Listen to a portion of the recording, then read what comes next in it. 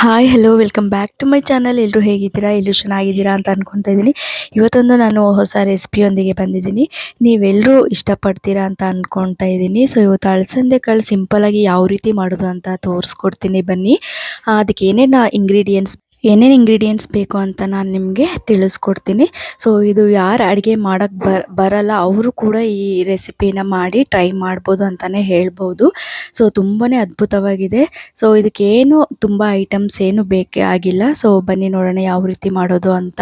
So ಇವಾಗ ನಾನು ಅಲಸಂದೆ ಕಾಳನ್ನ ಒನ್ ಡೇ ಫುಲ್ಲ ನೆನೆಸ್ಕೊಂಡಿದ್ದೆ. ಹಾಗೆ ಅದರಲ್ಲಿ ಒಂದು ಸ್ವಲ್ಪ ಅವರೆಕಾಳು, ಮೆಂತ್ಯ ಸೊಪ್ಪನ್ನ ಕೂಡ ಸೇರಿಸ್ಕೊಳ್ತಾ ಇದ್ದೀನಿ. ಇವಾಗ ನಾನು ಒಂದು ಪಾತ್ರೆಯಲ್ಲಿ ಈರುಳ್ಳಿ ಒಂದು, ಟೊಮೊಟೊ ಒಂದು 4 ಹಸಿಮೆಣಸಿನ್ಕಾಯಿ, ಕೊತ್ತಂಬರಿ ಸೊಪ್ಪು, ಒಂದೇ ಒಂದು ಚಿಟಿಕೆ ಚಕ್ಕೆ, 2 ಲವಂಗನ ಹಾಕ್ಕೊಂಡು ನಾನು ಒಂದು ಸ್ವಲ್ಪ ಆಯಿಲ್ ಹಾಕ್ಕೊಂಡು ಫ್ರೈ ಮಾಡ್ಕೊತಾ ಇದ್ದೆ. ಅದಕ್ಕೆ ಒಂದು ಸ್ವಲ್ಪ ಚಿಕನ್ ಮಸಾಲ, ಧನಿಯಾ ಪುಡಿನ ಹಾಕ್ಕೊಂಡು ಫ್ರೈ ಮಾಡ್ಕೊತಾ ಇದ್ದೀನಿ.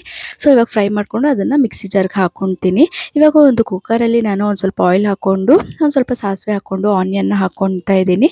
ಹಾಕ್ಕೊಂಡಾದ್ಮೇಲೆ ನಾನು ಅಲಸಂದೆ ಕಾಳು ನೆನೆಸಿಕ್ಕಿರೋದನ್ನ ಹಾಕ್ಕೊಂಡು ಅದರ ಜೊತೆಗೆ ಒಂದು ಸ್ವಲ್ಪ ಅವರೆಕಾಳು ಕೂಡ ಹಾಕ್ಕೊಂಡು ಮೆಂತ್ಯ ಸೊಪ್ಪು ಕೂಡ ಕಟ್ ಮಾಡಿಕೊಂಡು ಹಾಕ್ಕೊಂಡಿದ್ದೀನಿ.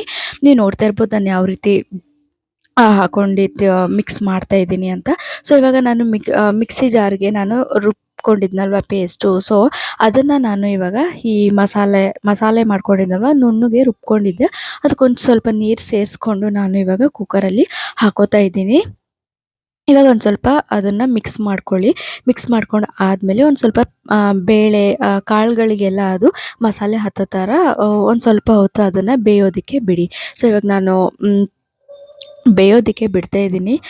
ಒಂದು ಸ್ವಲ್ಪ ನೀರು ಹಾಕ್ಕೊಂಡಿದ್ದೀನಿ ಮಸಾಲೆ ಜೊತೆಗೆ. ಮಸಾಲೆನ ನೀವು ನೈಸಾಗೆ ಪೇಸ್ಟ್ ಥರ ಮಾಡ್ಕೊಳ್ಳಿ. ಸೊ ಆವಾಗೇ ಅದು ಚೆನ್ನಾಗಿ ಬರುತ್ತೆ. ನಿಮಗೆ ಯಾವ ಥರ ಬೇಕು, ರೈಸ್ಗೆ, ಮುದ್ದೆಗೆ, ದೋಸೆಗೆ ಎಲ್ಲದಕ್ಕೂ ಟೇಸ್ಟಾಗಿರುತ್ತೆ ಅಂತಲೇ ಹೇಳ್ಬೋದು. ಸೊ ಇದಕ್ಕೆ ಒಂದು ಸ್ವಲ್ಪ ತೆಂಗಿನ ಚೂರು ಕೂಡ ನಾನು ಹಾಕ್ಕೊಂಡಿದ್ದೀನಿ. ಹಸಿ ತೆಂಗಿನಕಾಯಿ ಕೂಡ ಹಾಕ್ಕೊಂಡು ಮಿಕ್ಸಿ ಜಾರ್ಗೆ ಹಾಕ್ಕೊಂಡಿದ್ದೀನಿ. ಇವಾಗ ಒಂದು ಸ್ವಲ್ಪ ರುಚಿಗೆ ತಕ್ಕಷ್ಟು ಉಪ್ಪನ್ನು ಹಾಕ್ಕೊಂಡು ನಾನು ಟೇಸ್ಟ್ ನೋಡ್ಕೊತಾ ಇದ್ದೀನಿ. ನೀವು ಕೂಡ ಟೇಸ್ಟ್ ನೋಡ್ಕೊಳ್ಳಿ. ನಾನು ಹಸಿಮೆಣ್ಸಿನ್ಕಾಯಿ ಹಾಕಿದ್ದೆ, ಬಟ್ ಆದ್ರೂ ಒಂದು ಸ್ವಲ್ಪ ನಮಗೆ ಖಾರ ಕಮ್ಮಿ ಅನ್ನಿಸ್ತು. ಸೊ ಅದಕ್ಕೆ ನಾನು ಚಿಲ್ಲಿ ಪೌಡರ್ನ ಹಾಕೋತಾ ಇದ್ದೀನಿ ಮೇಲೆ. ಚಿಲ್ಲಿ ಪೌಡ್ರ್ ಬೇಡ ಅಂದರೆ ನೀವು ಸ್ಕಿಪ್ ಮಾಡ್ಬೋದು, ಬೇಕಂದರೆ ಹಾಕೋಬೋದು. ಸೊ ಇವಾಗ ನೋಡ್ತಾ ಇದ್ದೀರಲ್ವ ಬೇಯ್ತಾ ಇದೆ. ಇವಾಗ ಕುಕ್ಕರ್ನ ನಾನು ಲಿಡ್ನ ಕ್ಲೋಸ್ ಮಾಡ್ತಾ ಇದ್ದೀನಿ.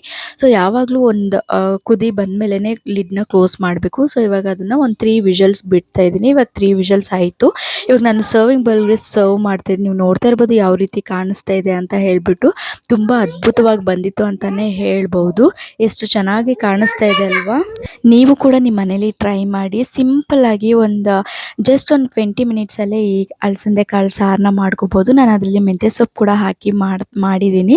ತುಂಬಾ ಚೆನ್ನಾಗಿ ಬಂದಿತ್ತು ಅಂತಲೇ ಹೇಳ್ಬೋದು. ನೀವು ಕೂಡ ನಿಮ್ಮ ಮನೇಲಿ ಟ್ರೈ ಮಾಡಿ. ಯಾವ ರೀತಿ ಆಗಿತ್ತು ಅಂತ ನನಗೆ ಕಮೆಂಟ್ ಸೆಕ್ಷನಲ್ಲಿ ಕಮೆಂಟ್ ಹಾಕಿ.